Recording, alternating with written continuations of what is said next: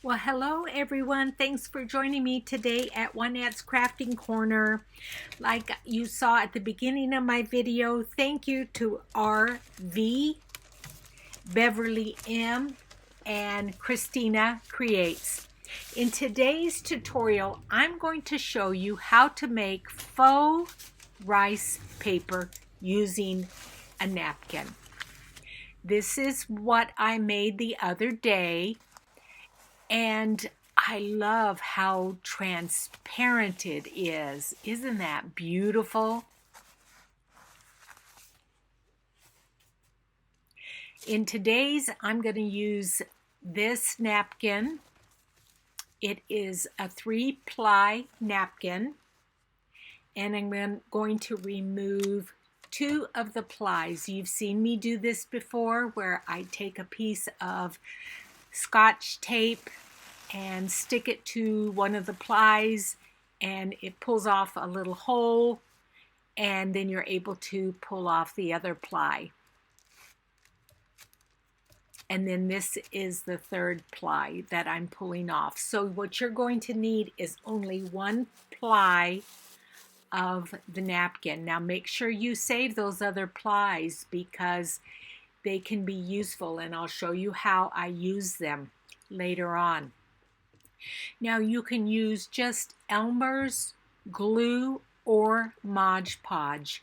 For this demonstration, I'm using the Elmer's glue, but I must admit that I think I prefer the Mod Podge. I like that it seemed to be a little bit sturdier. This is a silicone mat that I'm going to do my first one on. I took half of the Elmer's glue and half water with just a few little, I would say maybe a couple of teaspoons of coffee just to darken it up a little bit. Shook it up in that little container, and I am applying it to the silicone mat with a paintbrush. And you want a fairly even layer on the bottom. How's everyone doing? Good? The new year is off to a good start with me. Then I take the napkin and I lay it over the top of that wet mixture, trying to not have too many wrinkles, but if you do, no big deal, because that kind of looks more like rice paper there. And then I just take the rest of that mixture that I made and apply another coat over the top of that napkin, making sure I cover every little inch, because if you don't, you're just going to have a little piece of a napkin in maybe one corner or one spot, and that will tear very easily.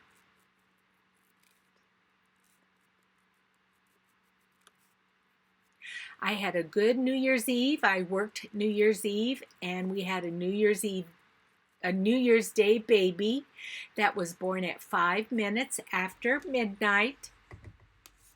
We kind of planned that. You know how when a person has an epidural, you can hold off their labor or their delivery because they don't have the urge to push.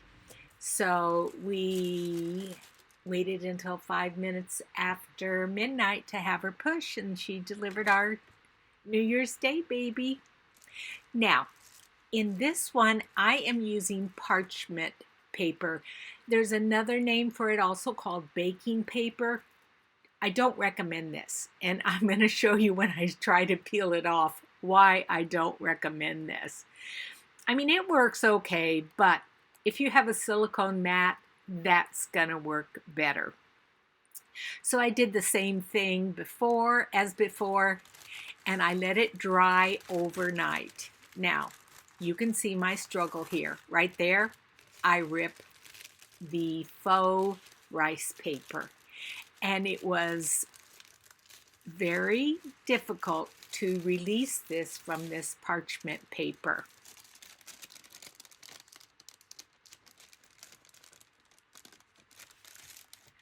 end up doing it, but it took a little bit of time. And what I found is that finally, if I just placed my fingers underneath it, you're going to see me do that in just a second, just like that.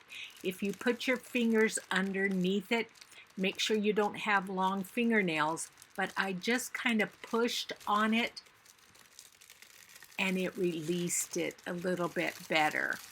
See, there I tore it there. So I went back to just laying my hand underneath it and pushing up on that paper, and it did release it. Now the difference is, and you can see there's a hole there, but I'm going to show you how to repair that. Now the difference is, look at here with the silicone mat, the difference. I mean, is that not just slick? That just pulled right off with no problem whatsoever. So I'm going to have to remember that. And you can see it's transparent, but still fairly sturdy. So I think that was a success. Now to repair that one hole, all you have to do, and I'm going to use the silicone mat here, but do you see that hole there in the paper? So I'm going to turn it to the back side. That's the front side. So now I'm going to turn it back over to the back side. And I'm going to take a piece of that second ply of the napkin. This one was the one that was closest to the image that we ended up using. It has a little bit of pink texture or color to it, so that I thought would blend in better. And all I did was just take a little bit of the mixture, apply it over the hole, and then put the little piece of napkin on it and put some more of that glue over the top of it. And then here where it is torn, I just applied some more glue and kind of pushed those two edges together, and it did seal it up. And that's them dried, so it worked great. Now, one of the things I'm going to use this for is I'm in the process of designing an Jane Austen journal. And I want to use this in one of the signatures, so I just fold it in half, cut it down the middle, and then I'm going to fold it again, and I'm going to lay that in between one of the pages of the signature, so whatever is on the other page, you'll be able to see through it. This is one of the pages I might use that is book page in vellum that is sewn together.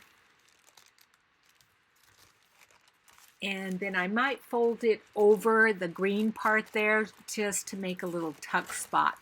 So that's what I'm going to use it for. The other thing is I've got that other little piece there that I can decoupage with.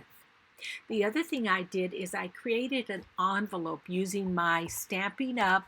Envelope punch board and double-sided tape. They unfortunately do not sell that punch board anymore, but I made that envelope and then just added some coffee dyed stationery inside of it, and that will make for a nice journaling space. So thank you for joining me today. I know this was a really quick video. I will see you guys next Monday. Thanks for joining me and have a fantastic week. Bye.